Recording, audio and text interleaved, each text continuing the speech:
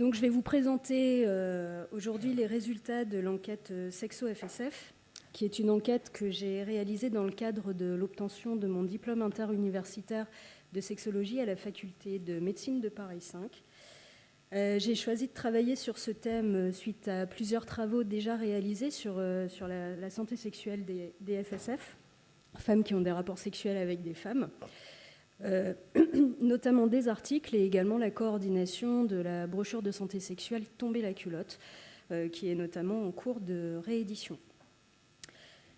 Donc il existe peu de données et d'enquêtes concernant la sexualité entre femmes, en tout cas en France.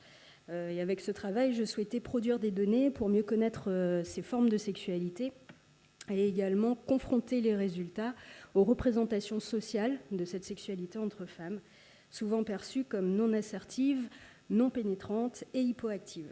Ces représentations sociales sont notamment cristallisées dans un concept, le lesbian bed death. Alors ce concept de lesbian bed death, il est apparu en 1983 via Piper Schwartz et Philippe Blumstein dans leur enquête American Couples. Ils avancent l'hypothèse de ce lesbian bed death qui a très tôt été repris dans la littérature scientifique et sexologique et qui cristallise donc le concept d'hypodésir sexuel présent dans les discours à la fois médicaux et sexologiques, mais également les représentations sociales sur la sexualité des lesbiennes. Selon eux, les lesbiennes seraient moins sexualisées et plus limitées dans leur répertoire de pratiques que tous les autres individus, et en couple, elles auraient moins de rapports sexuels que toutes les autres formes de couple. Mes hypothèses étaient que si effectivement il existe des variations spécifiques de la sexualité entre femmes, ces variations ne sont pas intrinsèques mais spécifiques aux stratégies identitaires et à la lesbophobie. Alors pour répondre à cet objectif, j'ai donc réalisé une enquête quantitative par questionnaire auto-administré qui comportait 97 questions à destination de femmes cisgenres et transgenres, francophones, ayant déjà eu des rapports sexuels avec des femmes, et notamment au moins un rapport au cours des 12 derniers mois. Il a été diffusé via les réseaux sociaux pendant 1 mois et demi, et les analyses statistiques ont été réalisées sur Stata 11.2 à l'aide de Ki2, test de Fisher et régression logistique binomiale, avec l'aide précieuse de Delphine Raïb, que je remercie encore aujourd'hui. En ce qui concerne notre population, nous avons enregistré 3047 entrées et 1688 observations ont pu être exploitées. Alors, les femmes de notre échantillon vivent majoritairement en milieu urbain, elles sont plutôt jeunes, diplômées. Par contre, leur niveau de revenu est plutôt faible et le taux de chômage est plus élevé qu'en population féminine française générale. 71% se déclarent en couple avec une femme et parmi ces couples, 14% se disent en couple ouvert, c'est-à-dire en couple non monogame, contractualisé en ce sens. Si les femmes se déclarent majoritairement lesbiennes ou homosexuelles, on remarque une diversification des définitions de soi. Ces autodéfinitions de soi permettent notamment des regroupements sociodémographiques. On s'aperçoit qu'il y a des différences entre les femmes qui se déclarent homo et lesbiennes, celles qui se déclarent pan, queer et gwyn, et enfin celles qui se déclarent bisexuelles.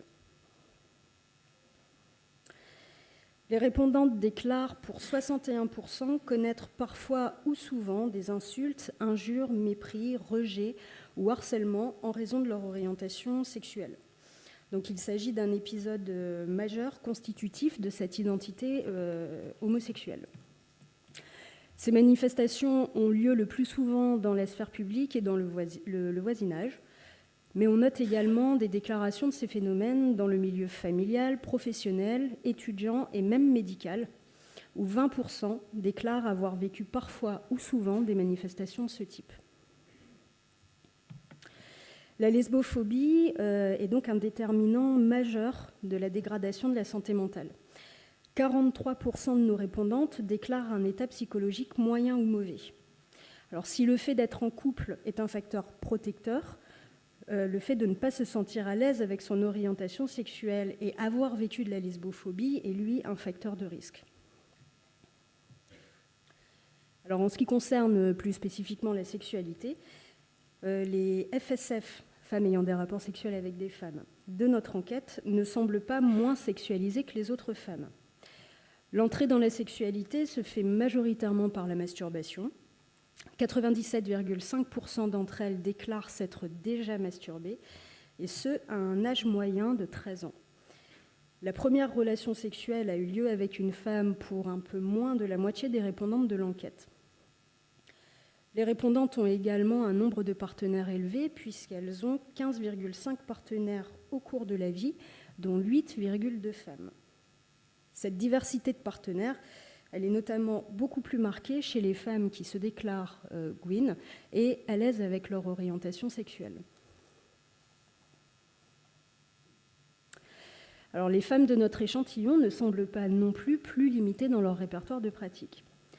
Les femmes déclarent une définition élargie du rapport sexuel qui inclut des relations sans pénétration, mais également sans sentiment amoureux. Elles déclarent un répertoire diversifié puisque près des 3/4 déclarent intégrer 4 pratiques ou plus à leur répertoire. Et puis on s'aperçoit que, contre toute attente vis-à-vis des représentations sociales, la pratique la plus rapportée est la pénétration vaginale pour 96% d'entre elles. Elles sont également 44% à déclarer utiliser des sextoys pour des rapports pénétrants, que ce soit des rapports anaux ou vaginaux. On a également interrogé l'accès au porno et on s'aperçoit que 59% d'entre elles déclarent regarder des films pornographiques parfois ou souvent. La majorité d'entre elles les regardent seules et à des fins masturbatoires. En couple, près des 3/4 des répondantes déclarent des rapports sexuels d'une durée supérieure à 30 minutes. 23% d'entre elles déclarent même des rapports sexuels de plus d'1 heure. Donc ce sont des durées élevées. En ce qui concerne les fréquences, par contre, on n'arrive pas à percevoir des variations significatives de ces fréquences.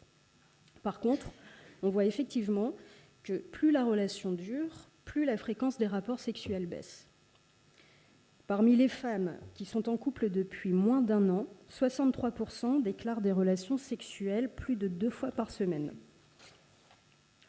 Chez celles qui sont en couple depuis plus de 5 ans, on est sur 49% qui déclarent des relations sexuelles moins d'1 fois par mois. 1/3 des répondantes déclarent également avoir déjà connu une absence de sexualité pendant au moins 3 mois consécutifs au cours des 12 derniers mois. Pourtant, la plupart aimeraient que cela change et avoir plus de relations sexuelles. Dans cette enquête, plusieurs questions faisaient également référence aux dysfonctions sexuelles chez les FSF. Sur les 1688 répondantes, 1/3 rapportaient des insuffisances de désir et un autre tiers des difficultés à atteindre l'orgasme. Pourtant, elles n'étaient que 22% à en avoir parlé à un ou une professionnelle de santé, majoritairement leur psy. Les freins les plus souvent cités étaient le fait de ne pas savoir à qui en parler, ne pas oser en parler et également avoir peur du jugement et des réactions négatives. Donc, comme on l'a vu tout à l'heure, plus de 60% des répondantes déclarent des situations lesbophobes dans les différentes sphères privées et publiques. Le fait d'avoir vécu des discriminations est corrélé à une perception négative de sa santé mentale et au fait de ne pas se sentir à l'aise avec son orientation sexuelle. 2 variables qui influent grandement sur la quantité et la qualité des rapports sexuels dans notre étude. Les autodéfinitions de soi caractérisent des profils sociodémographiques spécifiques, on l'a vu également, mais ils impactent également fortement les comportements sexuels. Les femmes qui se reconnaissent dans des stratégies identitaires de singularisation, c'est-à-dire pan, queer, gwyn, ont tendance à déclarer une entrée dans la sexualité et des pratiques sexuelles plus actives et plus diversifiées, notamment des masturbations plus jeunes, plus de partenaires sexuels, elles sont plus souvent en couple ouvert, elles ont plus de pratiques BDSM, elles regardent plus régulièrement du porno que les autres répondantes de notre enquête et notamment notre catégorie de référence, les lesbiennes. Pour autant, Lorsque l'on analyse ces mêmes variables au sein des couples, les caractéristiques comportementales individuelles spécifiques aux stratégies de singularisation s'estompent. De façon générale, être en couple, être à l'aise avec son orientation sexuelle, avoir une bonne perception de sa santé mentale, déclarer plus de 4 pratiques à son répertoire et avoir au moins un rapport sexuel par mois sont des indicateurs de la protection de la satisfaction sexuelle. Alors pour conclure, de nombreuses pistes restent encore à analyser et explorer dans cette enquête. Pour autant, ces résultats permettent l'émergence de données nouvelles qui vont à l'encontre des représentations sociales de la sexualité entre femmes. Parmi les pistes à explorer, on pourra s'intéresser à la sexualité des couples et investiguer les longues périodes d'absence de sexualité, au travers notamment de l'impact des différents types de conjugalité, cohabitantes, non cohabitantes, ouvertes, monogames, des modalités d'initiation des rapports sexuels, qui initie, comment, et également des motivations aux rapports sexuels ou au comportement en cas de rapport non souhaité. Je rajouterai que cette enquête a été primée lors des dernières assises de la sexologie et a remporté le prix du mémoire de l'association interdisciplinaire post-universitaire de sexologie. Voilà, je vous remercie.